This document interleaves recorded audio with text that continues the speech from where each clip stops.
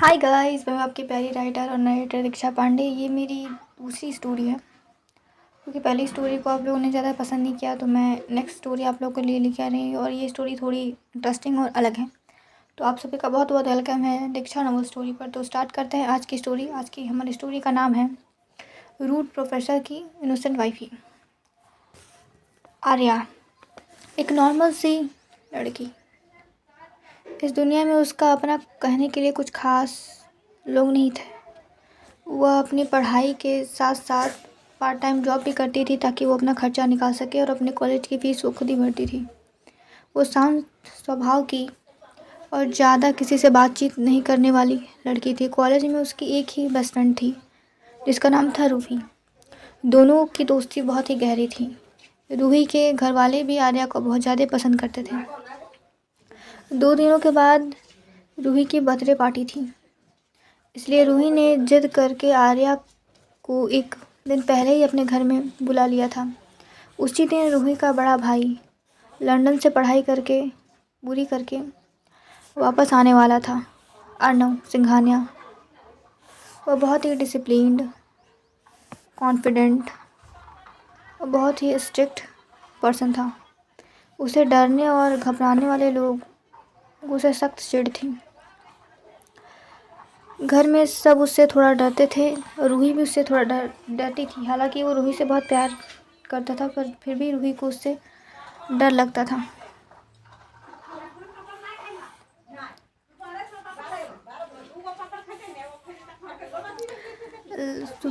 उसी दिन लगभग सुबह के 10 बजे थे, तभी डोर पर एक कार रुकी और एक लंबा हैंडसम सा लड़का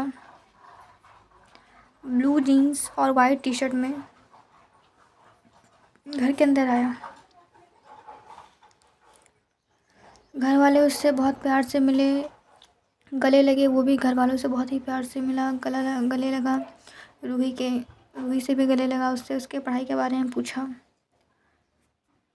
उसकी माँ ने पूछा, तो बरखुरदार आपकी पढ़ाई पूरी हो गई है, अभी भी पढ़ाई और बाकी है? तो उसके पापा रंजीत सिंघानिया हंसकर बोले, हाँ, इसकी पढ़ाई तो कब पर पूरी हो गई है। अब जनाब का वहाँ नौकरी कर कर वहीं सेटल होने का इरादा था। तो दादी जी ने मुस्कुरा कर कहा, अच्छा, नौकरी करके सेटल होने का इरादा था या फिर वहाँ किसी लड़की को पसंद कर रखा है?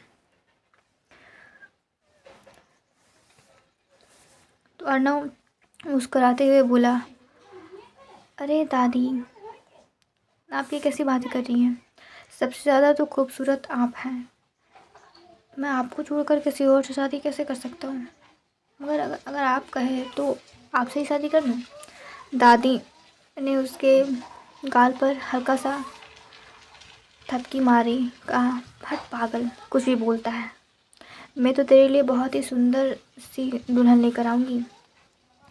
उसकी माँ रेखा जी ने कहा, अब तो तू 30 साल का भी हो गया है, अगर जल्दी शादी नहीं की वरना तू बूढ़े हो जाओगे। और बूढ़ों से कोई लड़की शादी नहीं करती, चाहे वो कितना भी हैंडसम क्यों ना हो, कितना भी पैसे क्यों ना कमा रहा हो। अगर उम्र बढ़ गई तो कोई शादी नहीं करेगा।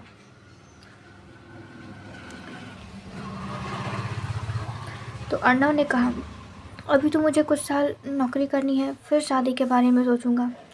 तो उसके पापा जी ने कहा, अरे अभी अभी तो वो आया है, पहले उसे आराम करने दो। तुम लोग क्या अभी उसके ऊपर शादी कर कर चढ़ गए? ऐसा लग रहा है कि अभी ही बारात लेकर निकल पड़ोगे। जाओ बेटा, तुम फ्रेश होकर आओ। ये सब कुछ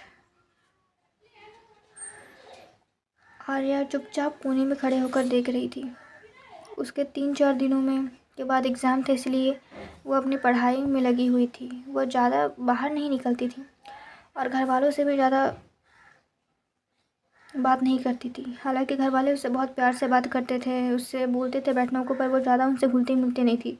उसे ऐसा लगता था कि सब वो अनाथ है तो सब उसे उसी हीन भावना से देखते हैं। रात को जब खाना खाकर सब सो गए, करीब 12 बजे आर्या की नींद खुली। उसे बहुत ज़ोर से प्यास लगी थी। उसने बगल की टेबल के ऊपर देखा तो बोतल खाली थी।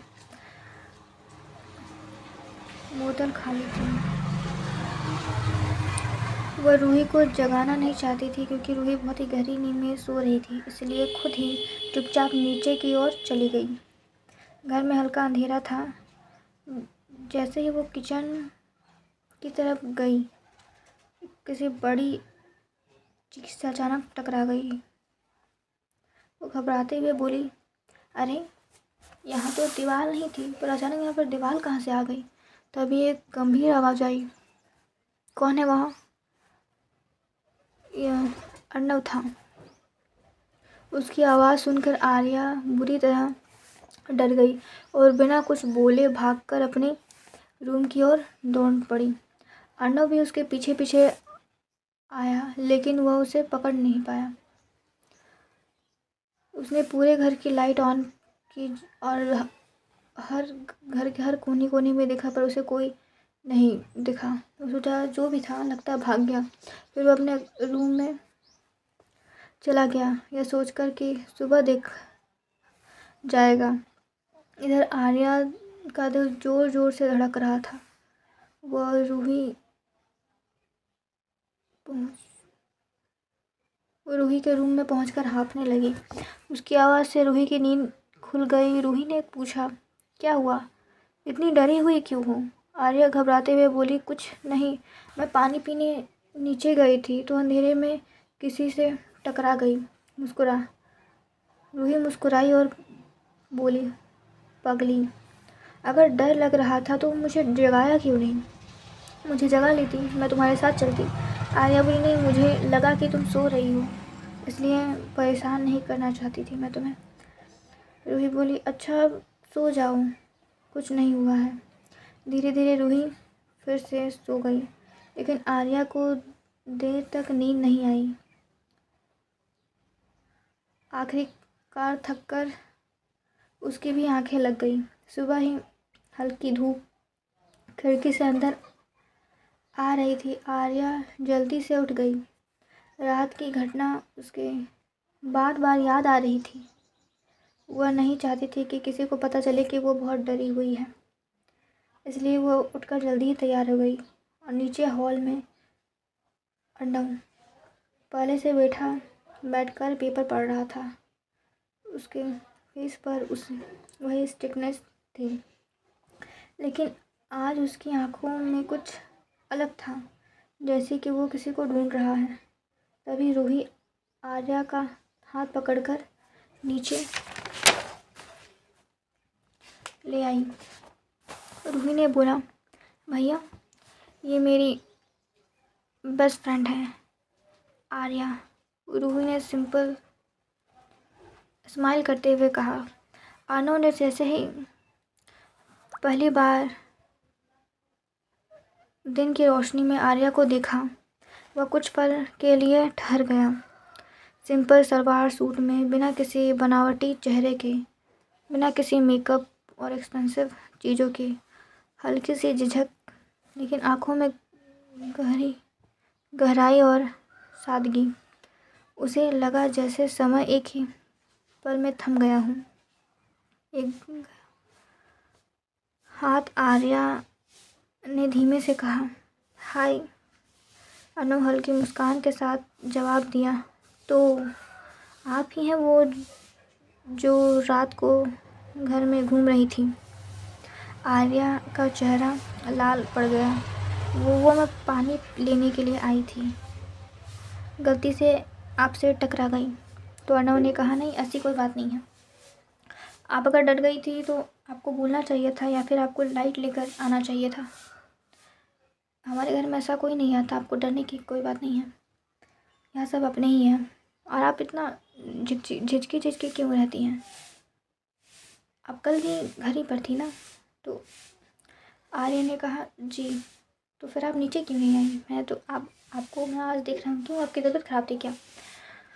तो रूही ने कहा, नहीं भाई, ये थोड़ा सबसे डरती है, पता नहीं, इसे लगता है कि इसे कोई डांटेगा या फिर मारेगा।